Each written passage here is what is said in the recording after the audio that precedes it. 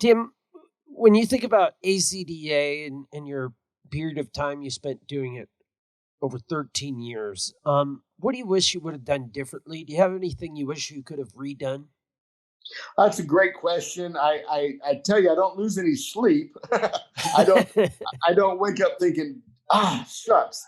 Um, but it's an insightful question, and no organization is perfect. My goodness, even our democracy in the United States, we're witnessing right now. Uh, the idea of a more perfect union.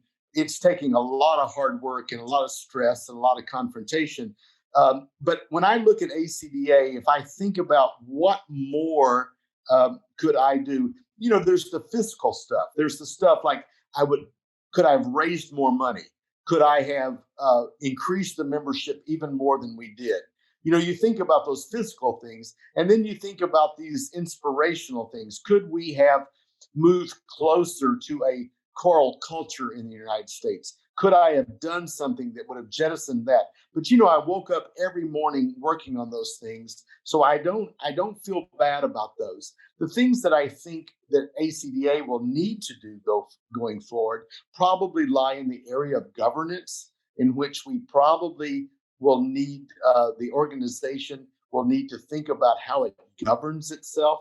That's probably an area. But I honestly, Adam, I had decided on my watch I wasn't going to tackle that. I recognized it going in that governance is one of those things that people like to dabble with. But I thought, no, we could change it here, we could change it there. But in the end, would it really be any better? And I didn't have a vision for making that change. So I think probably governance would be the area that ACDA might um, tweak in the future. And what I mean by that is that ACDA began as a professional organization led primarily by academics, people in higher education that were basically trying to up their own ability and challenge themselves to do better.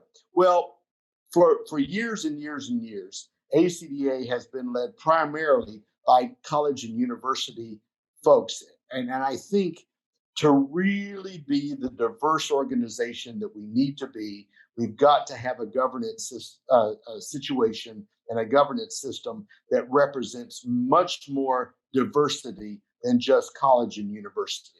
I think it needs to have children's choir, church musicians, community choir people, barbershop harmony people. It needs to be much broader than only college and university. But I say that, and I also recognize that college and university people have been the people that have held ACDA together for 60 some years. So it's not only do we need diversity and representation, but we also need people that step up that are willing to take on that role to do that kind of work, not just have the title, but also do the hard work. And college and university people have done it because they get rewarded for it. They get promoted and they get tenure by doing service to their professional organization. Community choir people don't. Church musicians don't. Many high school people don't. Middle school teachers don't. So it's very hard to see why would a middle school teacher have a high office in ACDA when they're not rewarded for doing that. So I think that whole governance piece of ACDA has some years that actually some work to be done. But as I say, that wasn't something that I decided I was going to do on my watch. So I promise you, I'm not losing any sleep over that.